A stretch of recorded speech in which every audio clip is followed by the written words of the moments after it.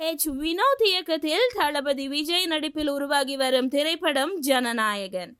இப்படத்தில் விஜயுடன் இணைந்து பூஜா ஹெக்டே, மமிதா பைஜு, கௌதம் மேனன், பாபி தியோல், பிரியாமணி என பல நட்சத்திரங்கள் நடித்து வருகின்றார்கள். இப்படம் அடுத்த ஆண்டு பொங்கலுக்கு வெளிவரும் என அதிகாரப்பூர்வமாக அறிவிக்கப்பட்டுள்ளது. தமிழ் சினிமாவில் ஒளிப்பதிவாளராக இருந்து இயக்குனராக மாறிய ஒருவர்தான் தங்கர் பச்சான்.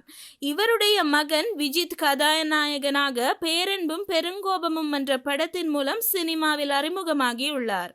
இதில் சிறப்பு விருந்தினராக விஜயின் தந்தையும் இயக்குனருமான S.A. சந்திரசேகர் கலந்து கொண்டு பேசிய விடயம் பலரின் கவனத்தை ஈர்த்துள்ளது. தனது மகனை தானே சினிமாவில் அறிமுகப்படுத்தாமல் இன்னொரு இளைஞனிடம் ஒப்படைப்பது என்பது சாதாரண விஷயம் அல்ல.